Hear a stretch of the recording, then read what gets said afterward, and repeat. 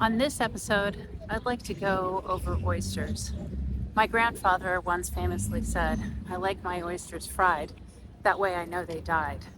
I kind of held to that philosophy firmly for like most of my life. Having grown up in Texas, it's not really a thing in the middle of the country for a very good reason. Anyway, um, I gave it a shot when I moved to the East Coast at a restaurant in Manhattan, and I very quickly realized something was wrong. Ate it, got very sick. Um, I started throwing up, and the cabbie wouldn't pick me up. Pretended like there was something wrong with the cab. I kicked it, and he sped away. It was like 10 degrees outside. Anyway, I kind of held it in for the next cabbie that picked me up.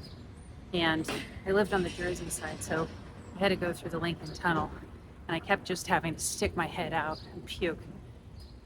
So I gave oysters a rest for about another few years.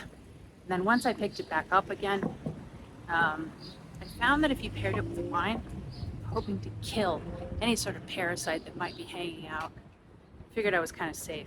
So my husband kind of thought it was insane. So he kind of pushed the oyster narrative. Now I love them. And I've made it a study which ones I love. Tend to be the smaller ones. Ninegret, if you're asking, but I know you're not. Who cares? I think those are my favorite. But today we also tried oysters in DC. So I'll loop in all the scenes from Newport with the expert that's there. And then we'll go circle back to some of the experiences we have with oysters here in Washington, D.C. and with my friends in New Jersey, kind of rounding it out. We won't be talking with Blue on this one because I'm not fucking shucking oysters at my house and feeding them to my dog. I feel like that's a terrible idea. And also, it's really hard. Have you ever shucked oysters? I can't even imagine. Who was the first guy who ate an oyster or even tried it out and said, look, there's this little rock-like thing, and I'm gonna bust it open, see what's in there. Oh, look, it's this little object, and it looks like snot, and it has the same consistency. I'll eat it. I mean, that guy had to be freaking desperate. That's my last thoughts on that.